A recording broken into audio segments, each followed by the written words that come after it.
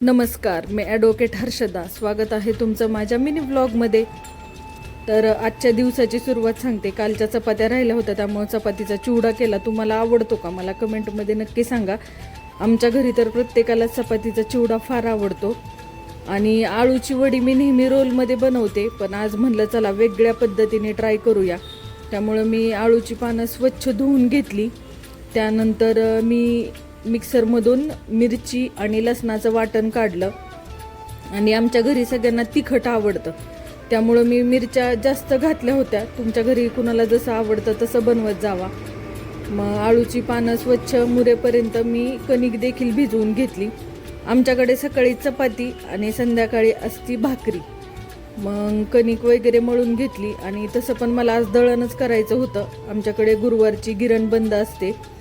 सकाळच्या 10 वाजलेल्या, पण असं वाटत होतं रात्रच झाली, इतकं आभाळ आलं होतं.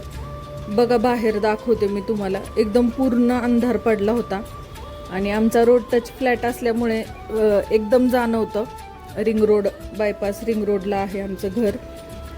आणि सकाळी सकाळी आपलं मस्तपैकी आवरून सगळे दिवाबत्ती वगैरे करून घेतली मी.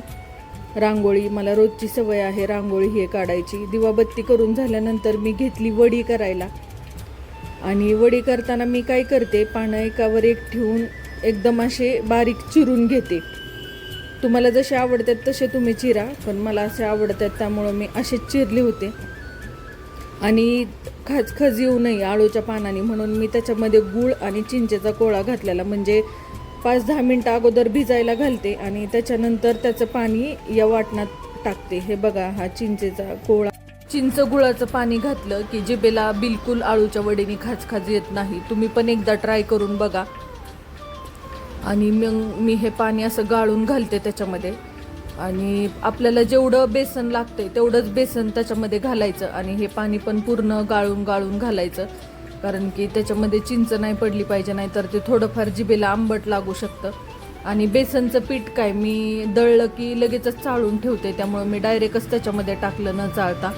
आणि हे सगळं मिश्रण एकजीव करायचं. आणि करताना एकदम पातळ नाही करायचं, एकदम थिक करायचं, जेणेकरून ते चाळणीवर व्यवस्थित राहिलं पाहिजे, असं थिक कन्सिस्टन्सीमध्ये. आणि थिक करून नंतर आपण काय करायचं, चाळणीला थोडंसं तेल लावायचं. आणि तेल लावून हे पूर्ण बॅटर चाळणीवर टाकून घ्यायचं. त्या अगोदरच मी पाणी पण गरम करायला ठेवलं होतं. पाणी गरम झालं की चाळण त्याच्यावर ठेवायची. आणि 10 ते 15 मिनटानंतर वडी उकडते. आणि उकडली की खाली काढून घ्यायची आणि त्याच्यावरतीच काप करून घ्यायचे. तसेच मी काप पण करून घेतले. आणि मस्त कढईमध्ये, मला तळलेली नाही आवडत, फ्राय केलेली आवडते, त्यामुळं मी तळून घेतली. फ्राय पण करून घेतली, थोड्या तळल्या थोड्या फ्राय केल्या. आणि पालकची भाजी पण होती, लवकर खराब होती, त्याच्यामुळं मग मी म्हटलं चला पालकची भाजी पण करून घेऊया. मग पालकाचा गरगटा केला होता हरभऱ्याची डाळ घालून. अशी मस्त मेजवानी होती आज आमची. आळूची वडी, पालकची भाजी, चपाती, भात. मग काय, भांड्यांचा पसारा तर पडणारच ना. एकदम भांड्यांचा पसारा पडला होता. सगळे भांडे वगैरे क्लीन केलं. तुम्हाला पण असं छान वाटतं का एकदम किचन आवरून निवांत झाल्यावर, सगळं काम झाल्यासारखं?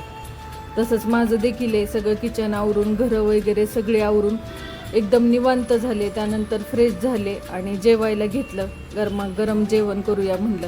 सकाळचं घरी कुणी नसतं, त्यामुळं पटकन आवरून घेतलं. आणि लसूण संपलेला सोललेला, तो देखील सोलून घेतला.